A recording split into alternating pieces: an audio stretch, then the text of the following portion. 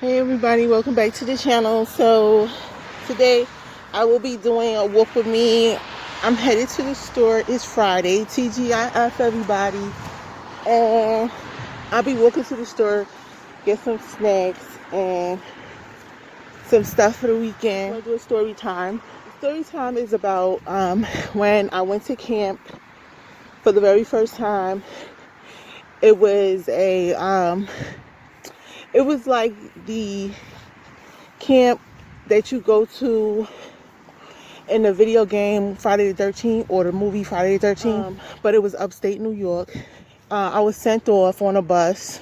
We met at the Port Authority, and the camp took us on a bus, probably a coach or a Greyhound, I don't know. But we go all the way upstate, about 2 or 3 hours from the city. Me and a bunch of kids. It's just me by myself. I didn't have any of my siblings with me. So anyway, we get to the camp. It's in the woods, in the middle of nowhere. Of course, I'm shook because I've never been to the woods before. And I was scared, you know what I mean? I was like, my mom's is not here. Ain't nobody gonna take care of me, you know, because my mom's was the only one that took care of me. So I'm like, oh shit. But I knew the situation, you know what I mean? I wasn't stupid. I knew the situation. I was at camp, but still, it was so many people. It was like so many kids and staff, really just kids and staff. They was all like my age, but they were from all over the place in New York. Like, you know, I got distracted because somebody was walking and they wanted to walk, and she pretty much trying to tell me which way am I going, because she didn't want to walk past me. I told her I was going a certain way, and she went the other way. So people ain't playing out here, boy. And she didn't have a mask on. I think that's why she didn't want to walk past me. But anyway, I appreciate her acknowledging me. Some people don't even acknowledge you. But anyway, I get to the woods. I'm shook, and I don't remember each and every detail because 11, 12, or 13, right? I never liked to be apart from my mama. So, they just came on the news yesterday and said we have to wear our masks no matter where we at. I mean, I don't know what they meant by that. They said we have to wear our masks in public, period. Like, if you go outside, you have to have on your mask. I'm just like, does that mean I have to wear it when I go outside to the park? You know what I mean? So, I don't know. But, man, the sun is coming out. So, I don't know. Like, and I don't want to get caught out there without a mask on. So, I got my face shield on. Like, fuck it, I got something on.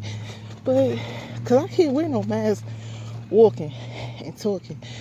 Shit, I'll be out of breath like crazy. So, the thing I really loved about camp that I figured out very quickly, that really drew me into appreciating and liking my situation, was the fact that the buffet, they had a buffet. Hunty, when I tell you this buffet was popping, it was popping. They fed us good. I ain't even going front. We got fed 3 times a day, and we got fed good. And we had a buffet, but here's the thing with the buffet was you only could get 1 plate. So you couldn't go back and get more food. But it was a buffet because the way everything was laid out. So everything was laid out, just like a buffet. But you pick whatever you want. Whatever your plate could hold, that's what you can eat. But you had to get food from every table so that you could have all the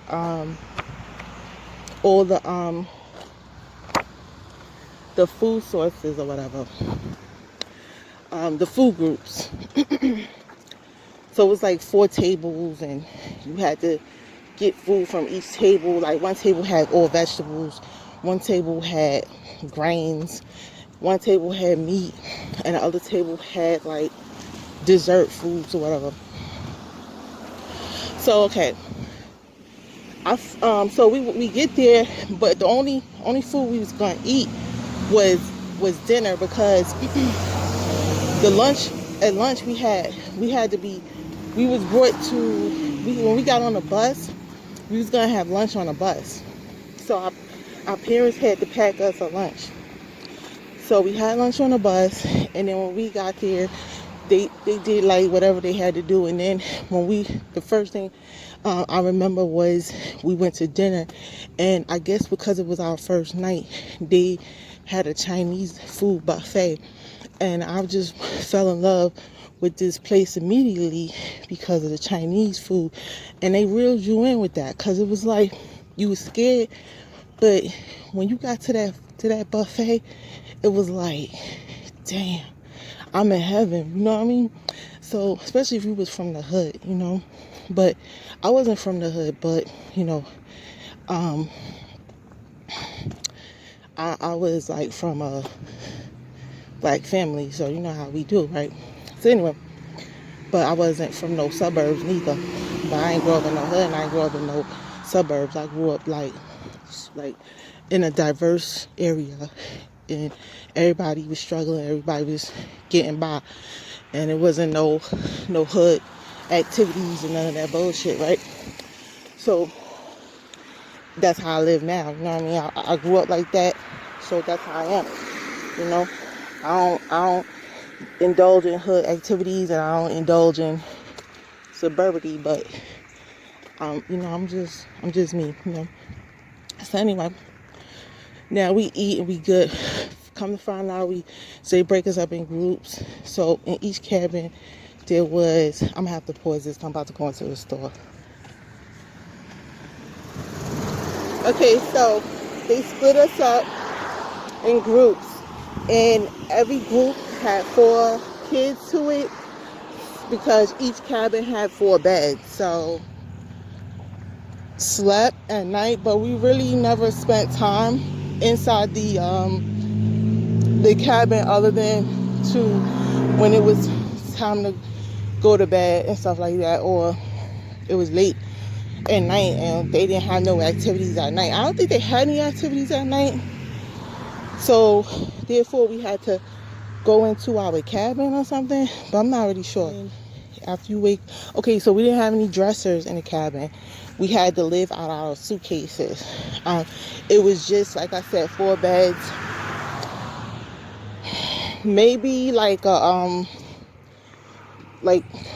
little nightstands so we could keep stuff on top of, but pretty much we left our stuff in our suitcases because that was a way of securing our items, our personal items. Suitcase or 2 suitcases, or a suitcase and a duffel bag, or a suitcase and a knapsack. Whatever you had to keep it under your bed. No one is in the cabin alone. We always have to be in there together, and we have to stay in a group whenever we together. So I had to stay with those 3 girls throughout the whole you know, 2 weeks, because the camp was for 2 weeks. And when you get up, before you even have breakfast, I don't know exactly what time we had to get up, but before you had breakfast, you had to take a shower. Now, here's the funny part about the whole story is we had to take showers. Like, we all had to take showers together. Like, and I'm not talking about just my group. I'm talking about whoever's in line. You know what I mean? So it's like,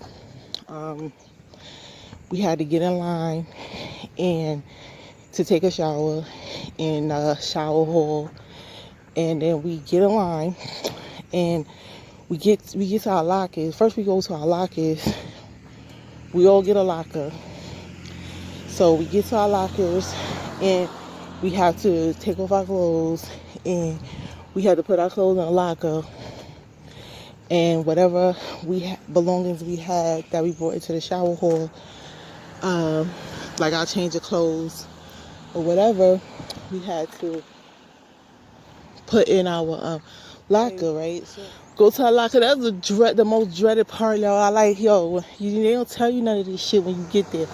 It's like you gotta find that shit out on your own. Everything you gotta find out on your own. That's a part of us, like, growing up. That's what the camp was for, like, to present independence or whatever, I guess.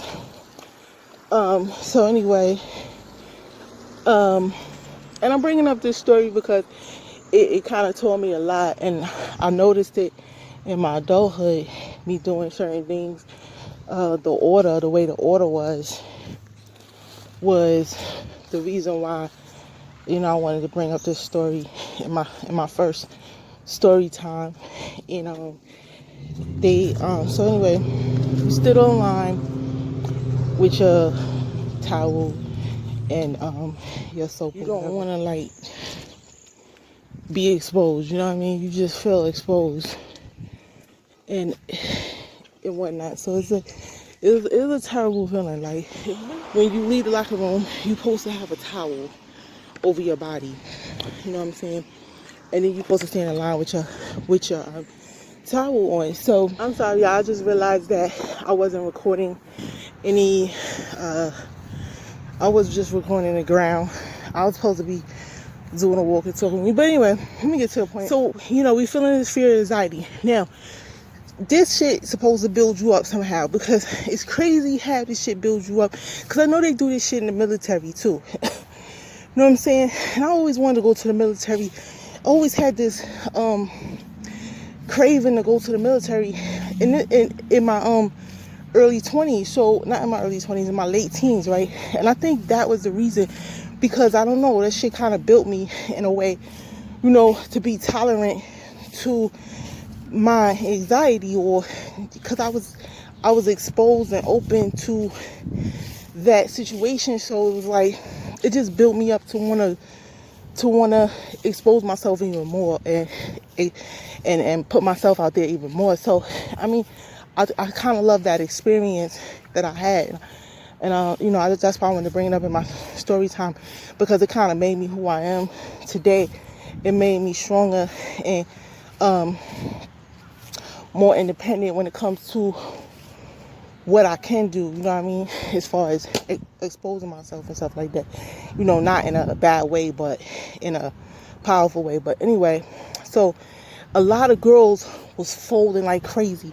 So when they got in that line, some girls was very like, yo, fuck that. They started crying.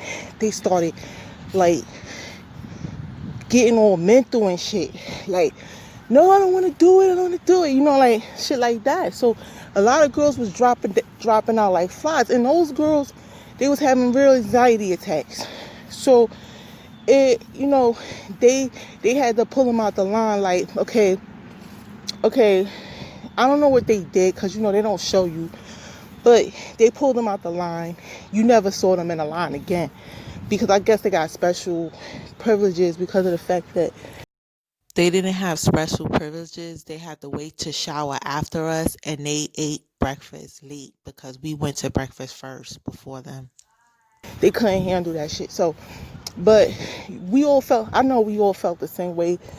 But it was like, the people who was able to tolerate it, the kids who was able to tolerate the exposure, stayed in the line. They was just like, fuck it.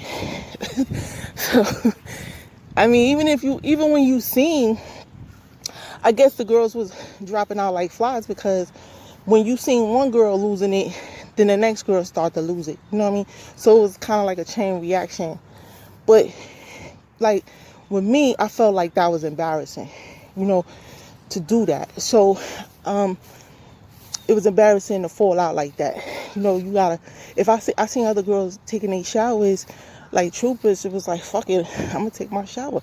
So it was like I chose the trooper route. You know what I mean? So that kind of made me a stronger person as a youth. So I took my shower, and the anxiety, when I stepped in that shower, it was like the anxiety just was washed away. Like I was strong. I felt more powerful. Like, fuck it, I'm doing this. You know what I mean? So I did it, and I know that's how they do it in school too. But we didn't have to do that in school. I know some kids had to do that at high school when they go to gym. But we didn't have to do that in high school. So I never learned that in high school, but I learned it at camp, and I learned it earlier because I wasn't even old enough to be in high school. So, but they never did that in high school. They probably did, but I never went to class. So I was like, fuck it. I probably just fucked myself up. But part of it was the fact that I'm gonna just get to the main part. That was the good part.